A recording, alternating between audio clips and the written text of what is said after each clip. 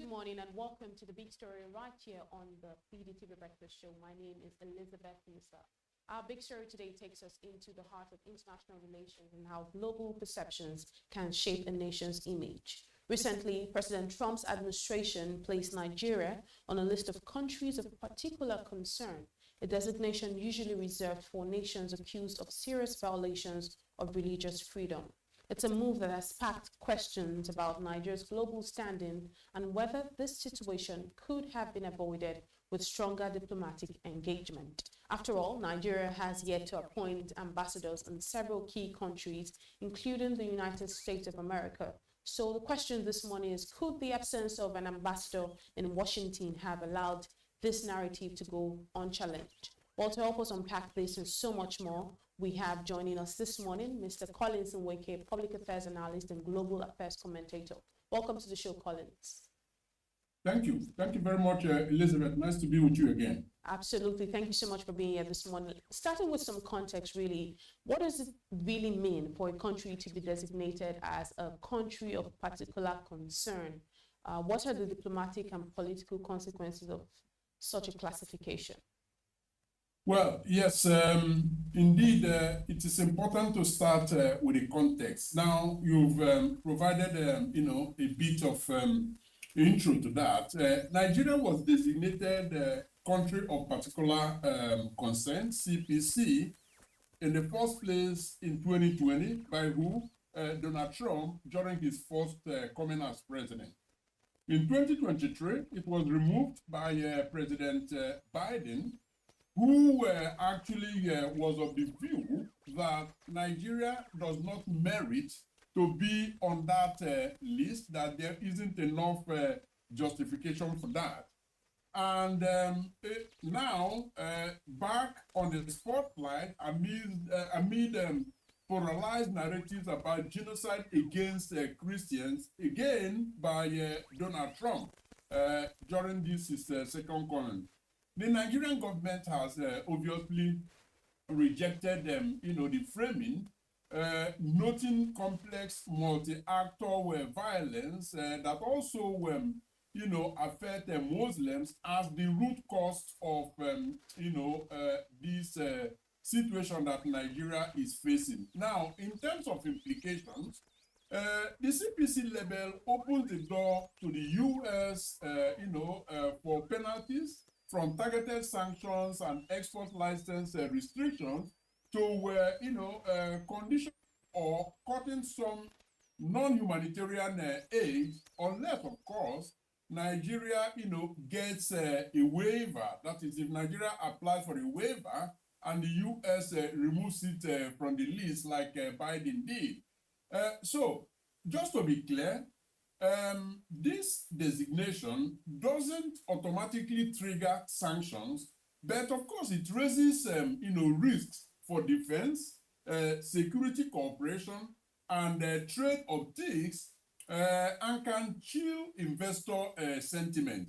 And I believe this is, the area where, outlets like BusinessDay, why this is of concern to you. So indeed, the FDI, foreign direct investment, could actually be impacted by this because, risk analysts look at how countries are designated, in the sort of, risk advice that they provide to their clients. And so this indeed could affect Nigeria even when there are no sanctions from the United States of America actually coming in. So in the course of the program, I believe I will have the opportunity to look at the diplomatic aspect of, this whole saga. Absolutely. And when we talk about these allegations of genocide or persecution of Christians grounded in itself, would you say it's grounded in some fact, or are you seeing some political undertones here? There appear to be, very strong political undertone here.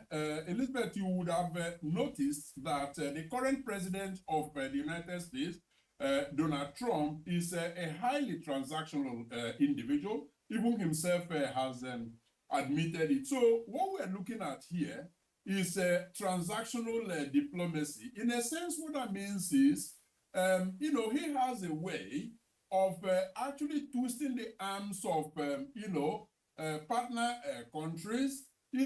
Sometimes he likes to have one or two things on them, and then he flashes it in front of them and say, listen, I've got this on you, and, I'm pushing you to the wall.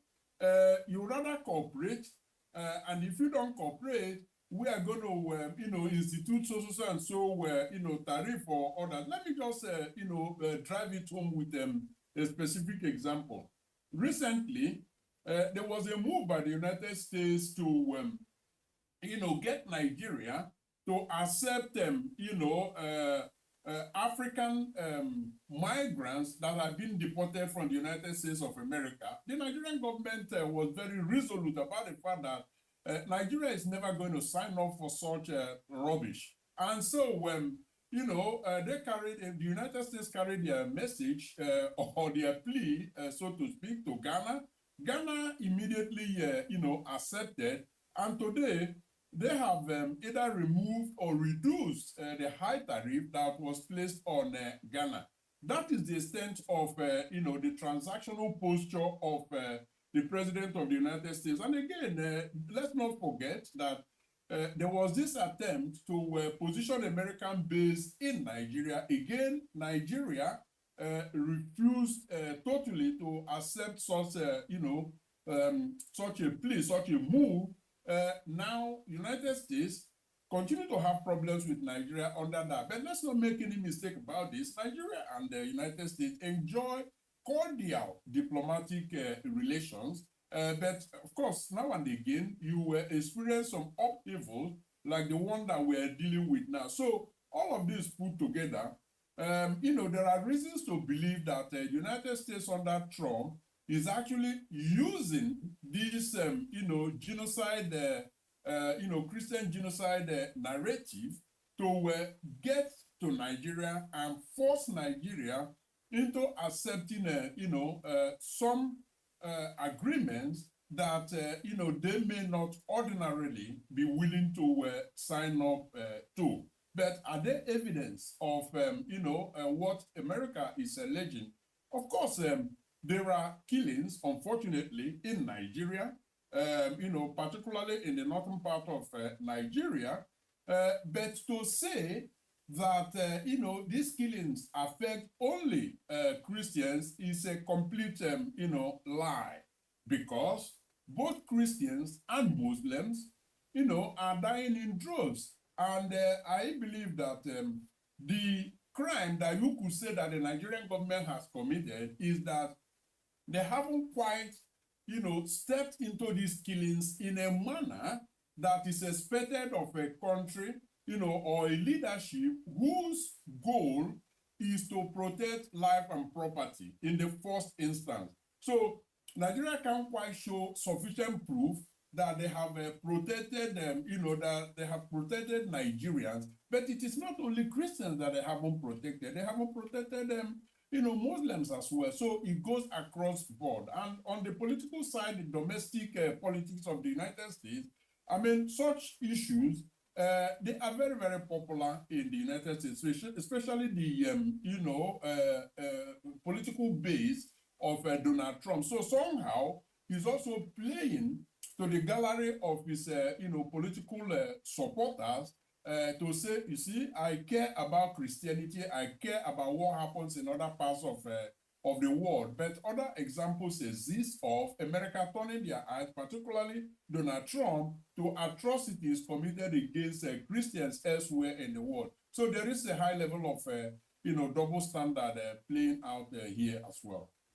One thing I like that you mentioned is you did also highlight the fact that it's not just Christians who are also facing this attack. There are also Muslims who perhaps are facing this attack as well. Maybe not as well reported as we are reporting that of Christians. So it might not be completely like a religious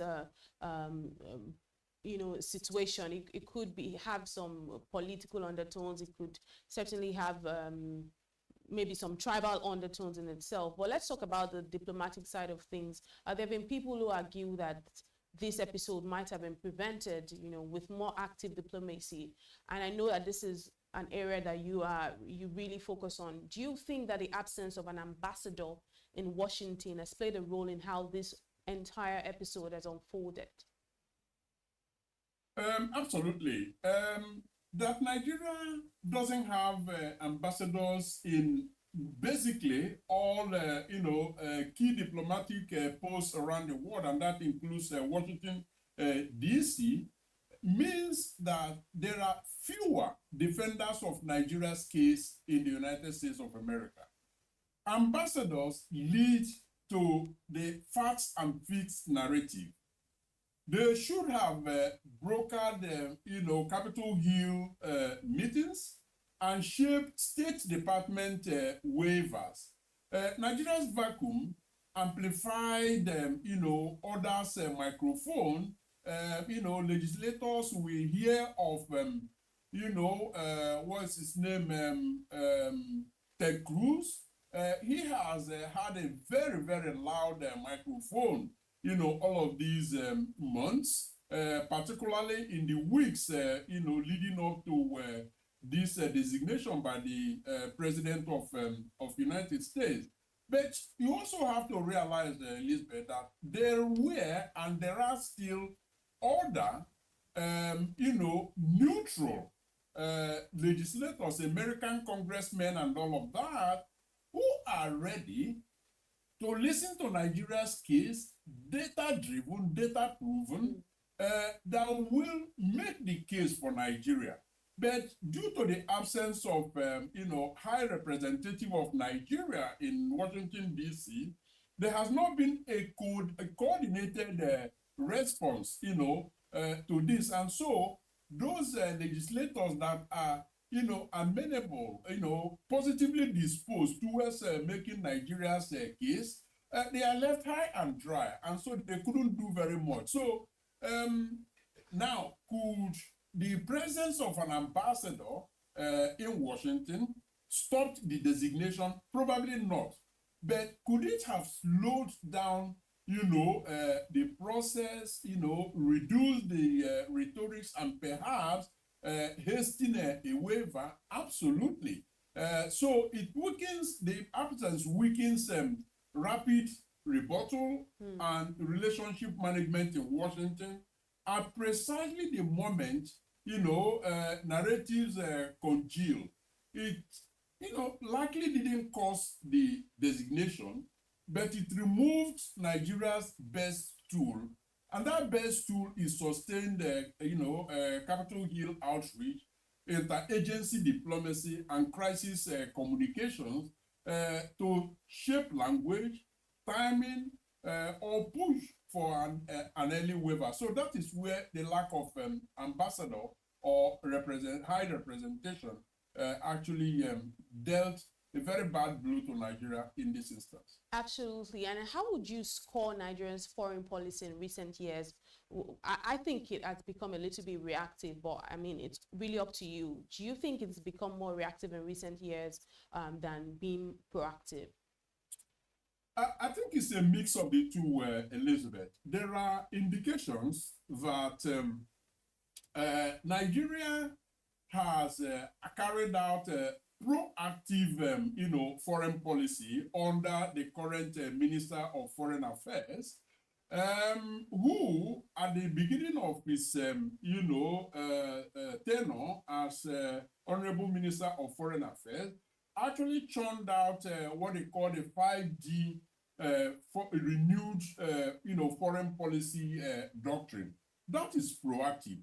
And indeed, he highlighted 5 pillars of our foreign policy. Now, is it out of place, that things come up now and again that are outside the pillars, outside the foreign policy framework that you had put out? Absolutely. That, has been the case, and that is where perhaps the reactive approach comes in. But those reactive, approach, the reactions to things that crop up have not been very well communicated, have not been very well coordinated, because communication is important, networking is important, interfacing with counterparts are important. So it becomes then a sort of, contradiction that you start off, in a proactive manner, but the tools to drive that policy that you have churned out is conspicuously lacking. And that tool is the ambassador. So you begin to ask yourself, what really is the intention? Now, what I can imagine, what I can surmise is that there is probably a disconnect between the minister, who obviously knows what he wants. He's been a politician at the House of Representatives, I believe. He served also as ambassador 2 terms in one of the major capitals of the world in Germany. So he knows exactly what he is doing. But it appears that at the political end, at the executive end of this whole narrative, he is experiencing some stumbling block in executing some of these plans that he has put out. So ultimately, Elizabeth, the ball stops on the table of Mr. President, who perhaps is actually sitting on most of the good policies and the initiatives that the minister has put out. And the minister, defers to the president and has to be the good boy that is expected to be. So I believe that's essentially what is happening out there. Before I let you go, Mr. Nweke, what are some of the ripple effects that this particular label could have on, Nigeria's economy, our partnerships, our diplomatic relations, and really how could this development actually shape how other Western countries perceive or engage with Nigeria on issues like human rights and religious freedom itself? Well, this doesn't, look good on Nigeria. Nigeria must treat this CPC moment as a policy audit and not a political insult. That's number one. The way forward, considering the question you pose about how others perceive Nigeria, and by the way, they don't perceive Nigeria in the right way. But I believe that friends of Nigeria will continue to be friends of Nigeria. Foes of Nigeria have now, got a new, tool with which to sharpen, their opposition against Nigeria, taking advantage of what is happening. So, you can talk of equilibrium, but Nigeria has got to manage this in a manner that is, more proactive. They've, communication-wise, they have failed up until this point, but they could still turn things around. The way forward is swift diplomatic re-engagement, visible protection of all communities in Nigeria, Christians and Muslims, and verifiable justice against perpetrators. Because people are committing these crimes, and when they go, scot-free, when there are no, evidence of the perpetrators, being brought to the books, it leaves the impression that nothing is happening. So if we staff our diplomacy, clean up our data, and deliver on reforms, Washington has the legal room to waive punitive measures. That is how we de-risk Nigeria while upholding the dignity and safety of every Nigerian. This is a job cut out exclusively for the Nigerian government. Of course, civil society organizations, diaspora groups, could key in. The Nigerian government has got to provide the necessary leadership for others to now join in the bandwagon of helping to, sort this once and for all. Mr. Nweke, Public Affairs Analyst and Global Affairs Commentator. Thank you for joining us all the way from Belgium this morning. Thank you. Thank you, Elizabeth, for having me. Have a great day. Great.